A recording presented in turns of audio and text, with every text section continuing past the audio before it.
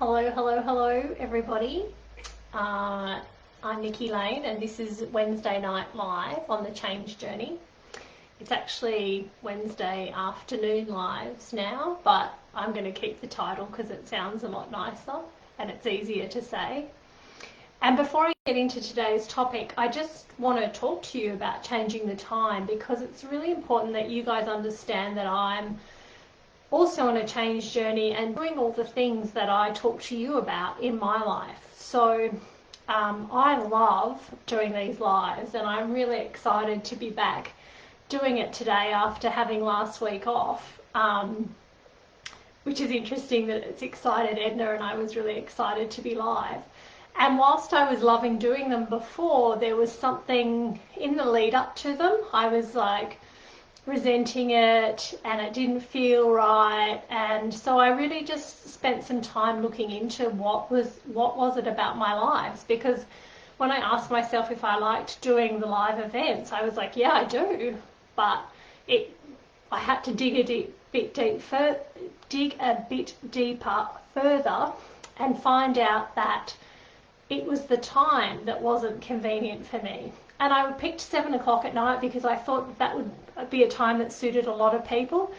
But a lot of people were watching the replay anyway, and it wasn't sitting in alignment with me. So I've picked a time that suits me, and I feel so much lighter about it. And all the things that I talk about in the change journey and the things that we've talked about here in the lives is just choosing what feels light, choosing what flows, choosing what feels right. So for me, changing the time to 5 p.m. felt really light. It felt really easy. I'm really excited about it. I'm excited to be here talking to you again.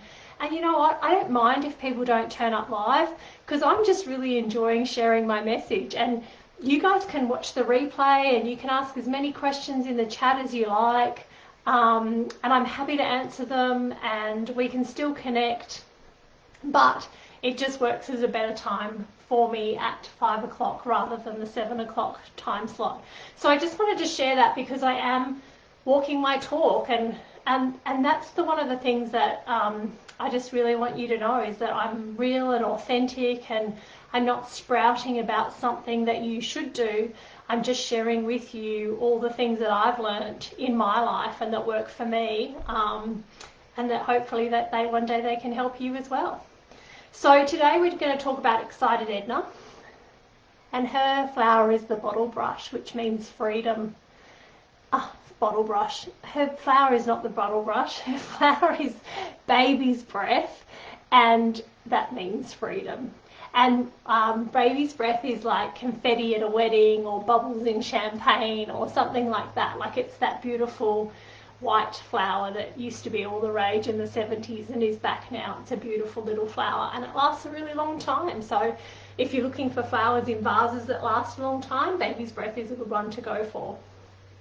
So excited Edna has 2 kind of meanings, and the first one is quite general. So if you were using the cards and you pulled out excited Edna, that's kind of symbolizing that you want to give yourself more permission to have enjoyment in your life. And I think what happens is, as we get older, we start to turn off our excitement feeling, mostly because we're putting everybody else first. So when we're putting everybody else first, we're not really doing a lot for ourselves. And that means that we don't get excited, because nothing we're doing is really for us. So the more you can start to put yourself forward first and do other things that light you up and give back to you, then the more you'll be able to bring your excited Edna in, which is going to help lighten the mood and help you enjoy that thing more. So let's say, for instance, you booked a massage. Then give yourself permission in the lead up to that massage to get excited about it, and really think about all the details of that massage that you're going to really love, and how amazing you're going to feel afterwards, and get excited about it. Because as adults, we kind of go, okay, well, that's scheduled in the diary, so I'm not going to think about it till then, and when I get there, yep, I'm going to enjoy it, but there's no lead up. And what I've found is, if I can bring more of excited Edna into the lead up of an event or something that I am going to do, I just have so much more enjoyment in that event. So for instance, even today, like I've spent all day going, oh, I'm going to go live at 5 o'clock. I'm going to go live at 5 o'clock. I've actually really missed sitting in the change journey energy for the last week. So it's been really nice today to jump back into it. And I've been flicking through the book and I drew some cards and doing all that stuff in preparation for today to help build my excitement levels as well, to talk to you about Excited Edna. So in a general sense, it would be really good for you to have something that you're going to do for you and then give yourself permission to feel excited about that. In a sense of the change journey, when you're working through your change journey, what we did at the beginning is set some goals. And then those goals are sitting there as goals, obviously, and things that you want to achieve. But it's hard to get excited about them until you have the details and the why. And so Excited Edna is all about why you want to do something, because why is a really emotional question and it elicits your emotional responses. And what you're going to be looking for in your goals is your excitement levels around your why. So for instance, let's say you wanted to earn $1 million. On its own, that is a statement. Really, it's a goal. It's great. It's fine. Yep, I'm going to earn $1 million. You've put it out there. But it's not exciting until you get into the detail of it. And then you start to think, okay, well, what would I do with that $1 million? And then you start to go, okay, well, if I had $1 million, then I could pay off my house. And if I paid off my house, then that would give me so much more freedom. And if I had $1 million, I could go traveling. And if I had $1 million, I could give it to my kids and help them have a better life. And if I had $1 million, I could give to the charities that I really wanted to give to and support them in a lot better ways than what I can do now. And if I had $1 million, I could buy a property that I wanted to buy, or whatever it is. Can you see how having the details around why you want that goal is so much more in depth, and it's more feeling and it's more emotional than just having the goal itself? So Excited Edna, in terms of your change journey, is all around the tiny little details, the why you want to have your goal. So what I would invite you to do this week is, if you're working through your change journey and you do have some goals, then go to those goals and start listing out why you want them. What are the little things? And don't just stop at 1 or 2 or 3. Go hell for leather. Go as deep as you can. Like if it's, what I want to earn $1 million so I can pay off my house. Or what does it give me when I pay off my house? Why do I want to pay off my house?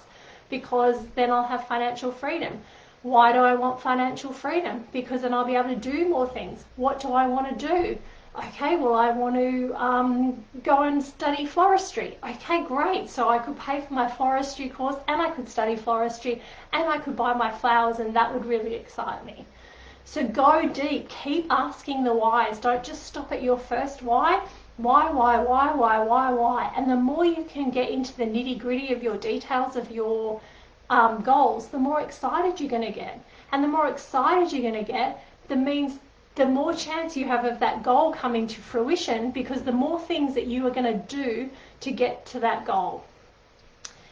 And in the same thread of that is your why keeps you motivated for that goal.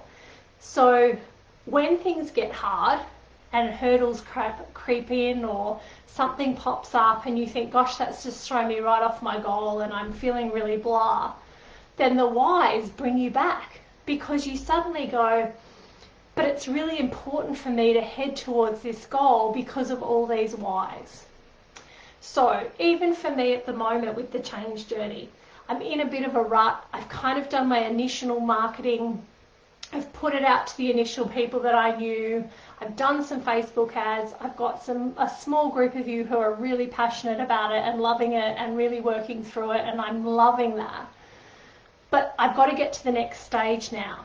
And I'm kind of at a roadblock and I'm not really sure where to go and what to do. and it's getting a bit too hard. Like I get days where I think it's too hard, I don't even want to think about it, I don't know what to do, I'm a little bit overwhelmed about it. But what keeps me going and what keeps me turning up here and doing my lives is why. And my why is because I am so passionate about this topic, and I'm so passionate about helping other women to discover that they don't have to live a mediocre life, and that they, just with a bit of self-awareness, can choose to change their world in simple little ways that will be so dramatic and help them so much to feel happier, more fulfilled, and more joyful. And it's not about, you know, having to turn your whole world upside down. It's just about having this self-awareness and making new choices. So, I just have little things popping up on my screen. So that's why Excited Edna is so important. It's about looking at your whys and getting really into the details and helping you to get excited about that. And if we look at those details and then we go back to Excited Edna in a general sense, then if we're heading towards that massage, again, it's the little details of why is that going to be so important to you? Like, why is that massage going to feel so amazing? Because my muscles are going to be relaxed, because I'm going to pamper myself for 2 hours, because I'm going to have the most wonderful herbal tea when I'm there, because I am going to float out of there and feel amazing, because I'm going to have some kind of therapy done when I'm going to feel like I'm 10 years younger. All those whys are what help you get excited. So the more you can drill into your goals and the more you can drill down into why something is important to you, then that's why you're going to have your Excited Edna, and that's going to make your goals a lot more achievable. If when you start drilling into your whys, they're not making you excited, and I said at the beginning that why is an emotional question, and we're hoping that we get an emotional positive result, but if you're getting an emotional negative result around why, then maybe that's not a goal for you right at the moment.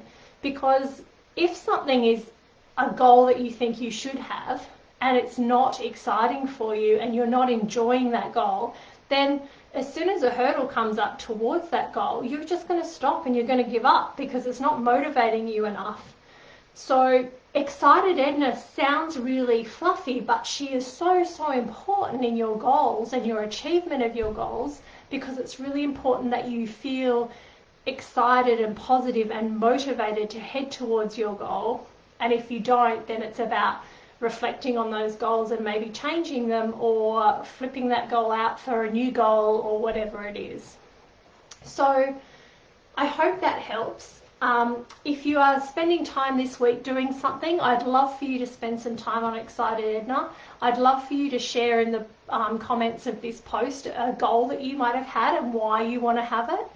And really just, yeah, let's just all join together and talk about why we're heading for something, and let's share each other's excitement. So have a great week. I will see you next week, and we're going to talk about Fun Felicia next week, which joins on to Excited Edna. So I will see you then.